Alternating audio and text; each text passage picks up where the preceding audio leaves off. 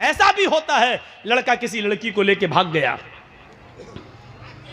समाज सोसाइटी में बुराई हुई, बुलाया गया, लड़का लड़की को लेके आ गया, पंचायत बैठती है और पंचायत में ये लड़की का बाप रोता है, अब मेरी लड़की कहीं मुंह दिखाने के लायक नहीं रही।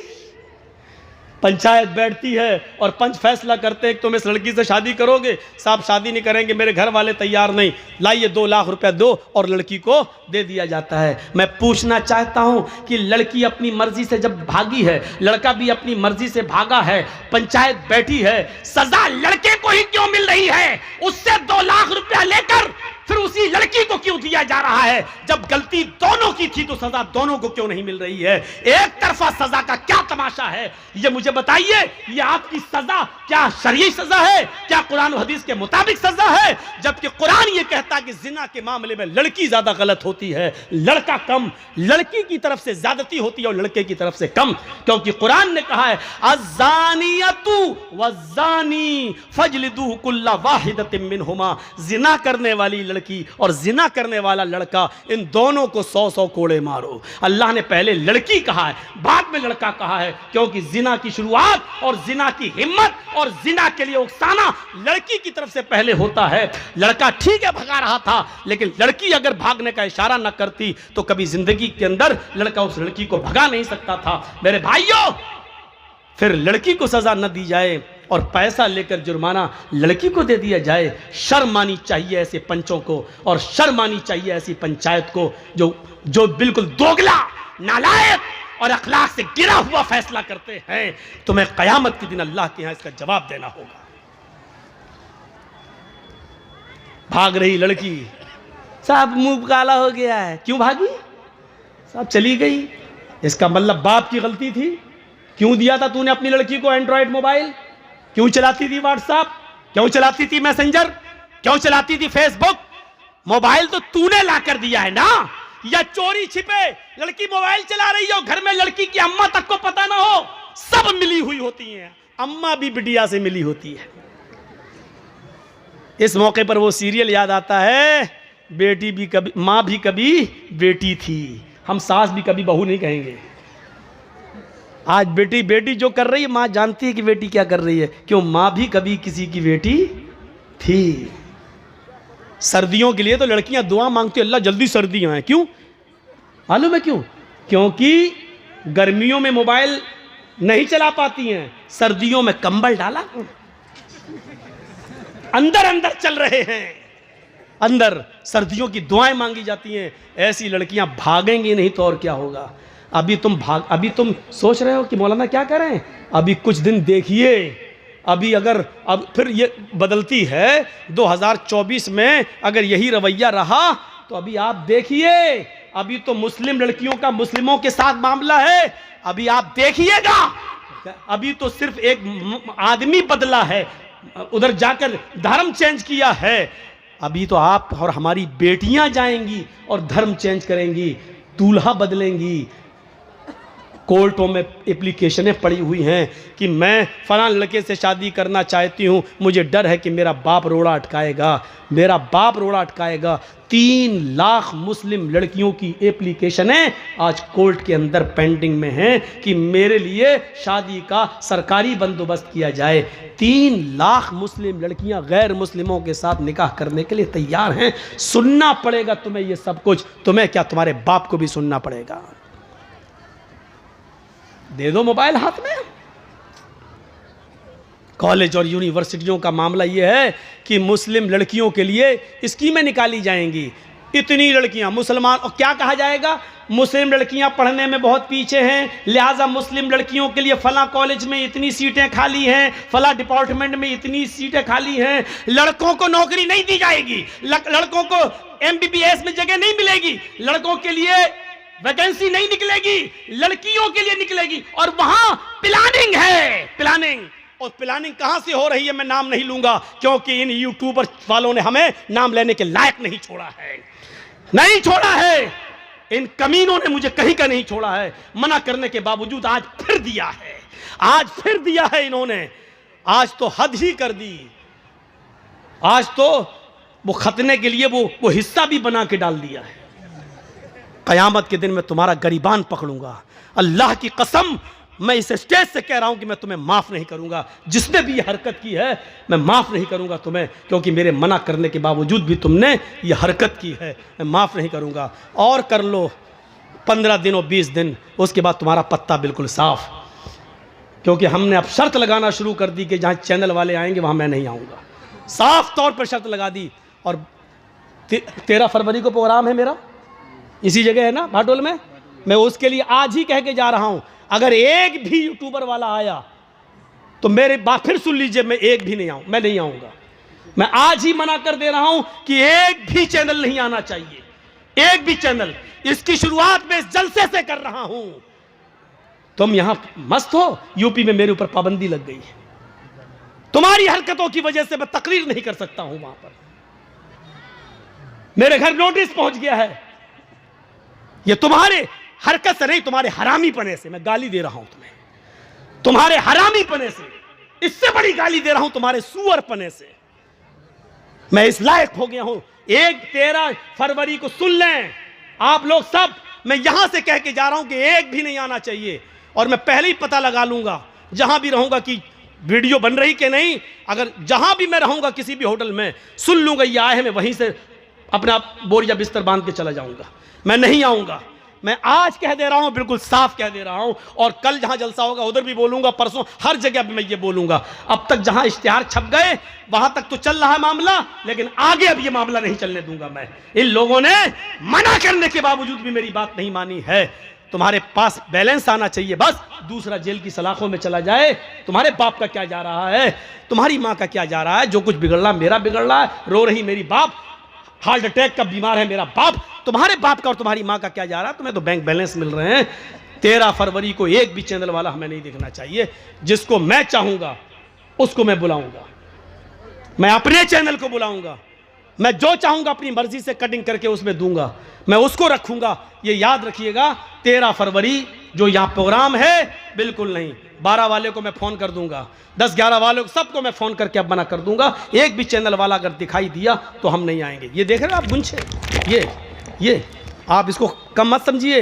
रेजिस होते हैं, किसी दिन अगर फट गया तो पूरे उसमें आग लगेगी। ये रेजिस है। ये बहुत खतरनाक चीज़ है जो आप समझ नहीं रहे हैं, जो माइक में लगा देते हैं। और इन बेचारे जलसे वालों को बड़ा रहम आ जाता है, बेचारे चलो कर रहे हैं। ये रहम के लायक नहीं है। ये ट्यूबर रहम के लायक नहीं है। जब इन्होंने मना करने के बावजूद मेरी बात नहीं मानी तो अब रहम के लायक नहीं रह गए। ये अल्लाह ताला रहमान है, रहीम है, बहुत रहमान और रहीम है, लेकिन इसके बावजूद जहन्नम बनाई है। क्योंकि वो जानता है कि हर इंसान पर रहम नहीं किया जा सकता। ये यूट्यूबर उसी लायक है। इससे ज्यादा भी और क्या बोले। एक आदमी को किसी ने फोन करके कहा ऐसा क्यों डाल रहा है, तो वो क्या कहता है, सभी डाल रहे हैं तो मैं क्यों पीछे रहूं। वाह साहब, सब मालूम है। एक एक चीज मुझ तक पहुंचती है, एक एक चीज मैं बराबर नजरें रखे हुए हूं यूट्यूब पर। वो सब चैनल वाले मेरी नजरों में है जो ऐसा कर रहे हैं। तुम्हारी नजरों में किसी की इज्जत प्यारी नहीं है। मना करने के बावजूद बताइए, वो खतना तक बना दिया। वो लिंग मशीन, हम मशीन बोल रहे हैं, बजाय वो लिंग बना दे रहा है उसमें और यूट्यूब पर डाल रहा है। औरतें भी हमारी तकरीरें सुनती हैं। तेरे घर में माँ बहन नहीं है बेगैरत, शर्म नहीं आती तुझे है? तू ऐसी चीज उसमें बना के डाल रहा है कि लड़कियां भी हमारी तकरीरें सुनती हैं, वो देख के शर्मा जाएं। लगता है ऐसा काम वही कर सकता है जिसके घर में बहन ना हो, जिसके घर में बेटी ना हो। इतना खतरनाक सुनने के बाद भी अगर तेरा कलेजा ना पसीजे और तेरा दिल मोम ना हो तो शर्म से चुल्लू भर पानी में डूब के मर जाना चाहिए ऐसे यूट्यूबर।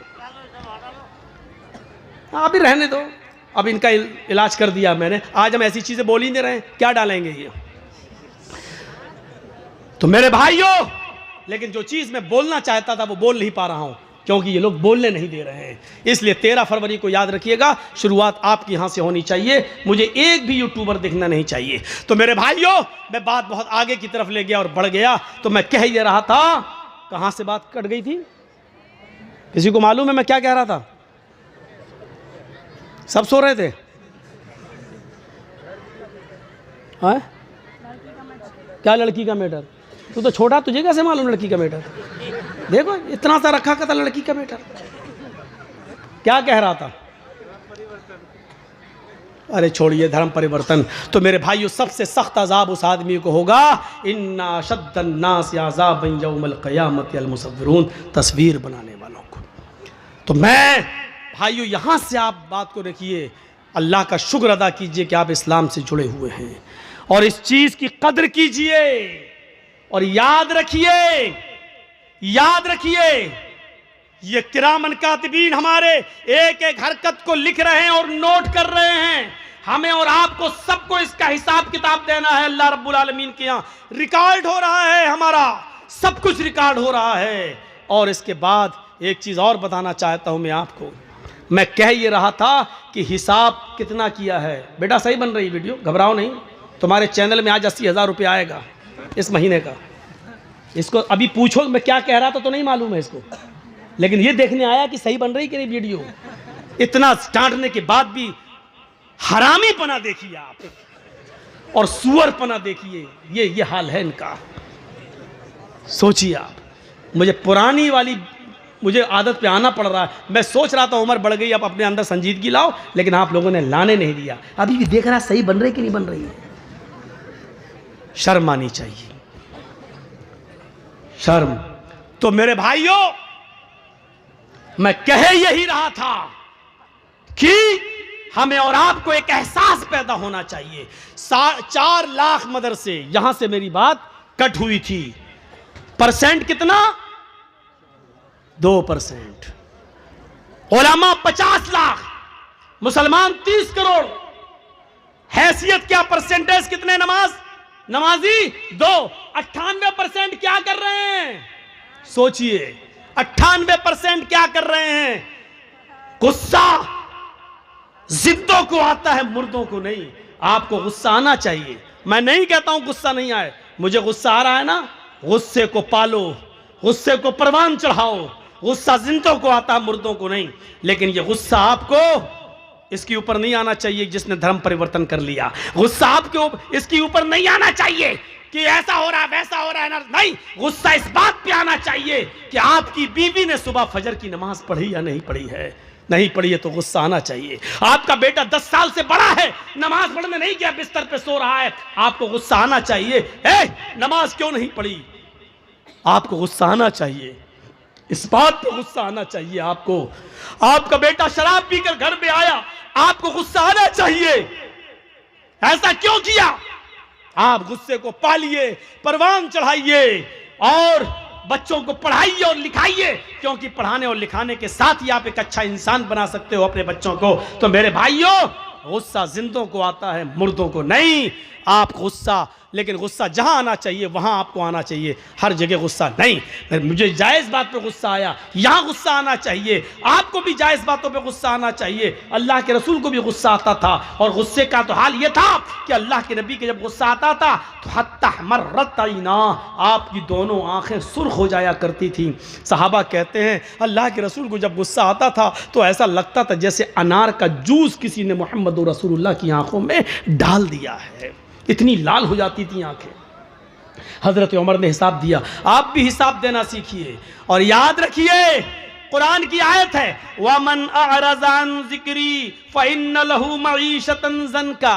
आज हम दौड़ रहे हैं 2 रोटी मिल जाए, और 2 रोटी के लिए हम क्या क्या कर रहे हैं।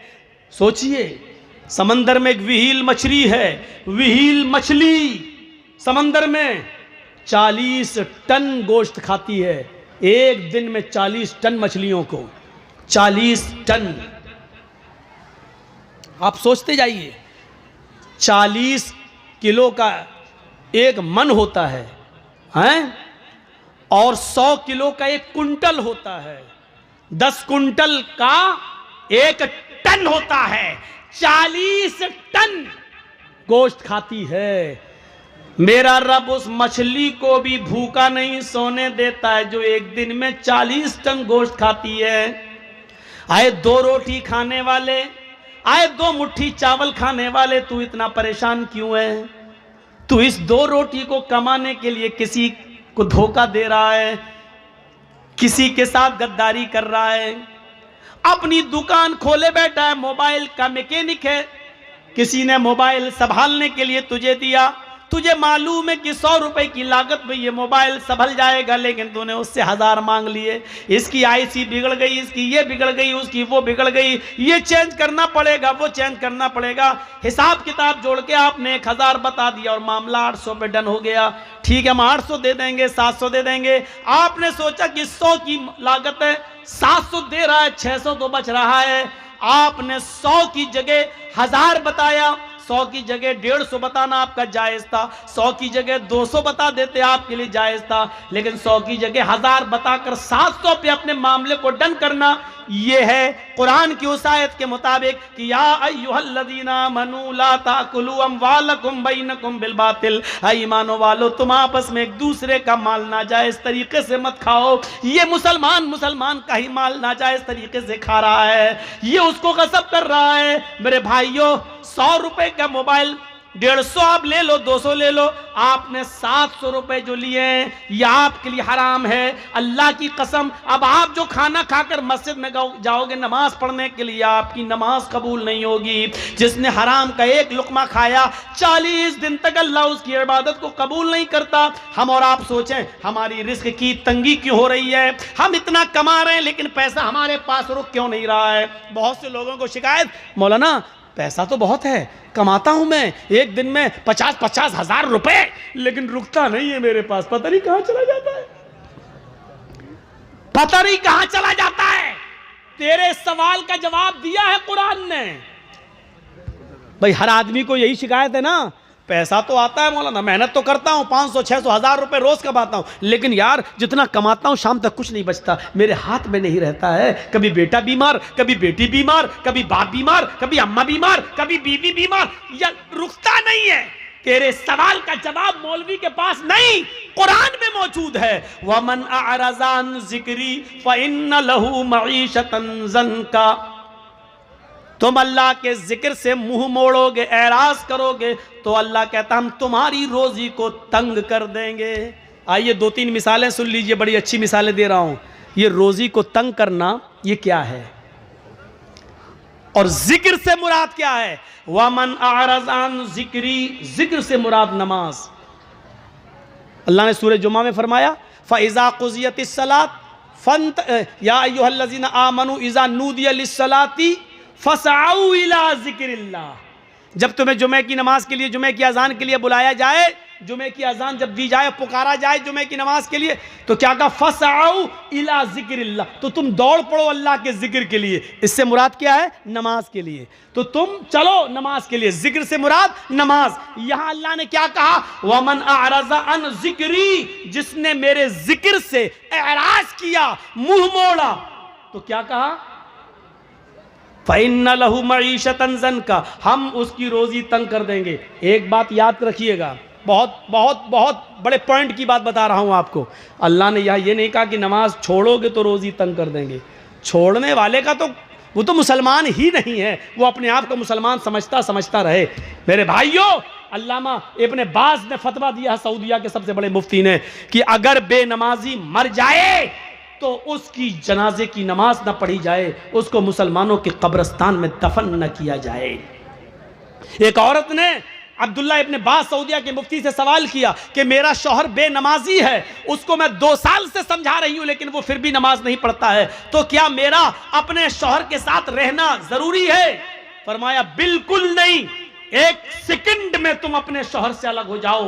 उसने फिर पूछा कि मेरा शौहर मुझे तलाक नहीं दे रहा है, मैं क्या करूं? अब्दुल्ला इब्न बाज ने फतवा दिया, तलाक की जरूरत ही नहीं है, क्योंकि तेरा शौहर 2 साल से नमाज नहीं पढ़ रहा है। जब वो मोमिन ही नहीं है, तू मोमिन है। मोमिन औरत किसी काफिर के साथ रह नहीं सकती है, वो तलाक नहीं दे रहा है, मत देने दे। ये निकाह अपने आप ऑटोमेटिक फिस्क हो जाता है। लिहाजा तू एक इद्दत हैज का गुजार, एक पीरियड गुजार, यानी 1 महीना तुझे आएगा, बस 1 पीरियड गुजारने के बाद तू अपना दूसरा निकाह कर ले किसी मोमिन से। तलाक की जरूरत ही नहीं है, क्योंकि वो तेरा शौहर ही नहीं है। मेरे प्यारे साथियों, गौर करो।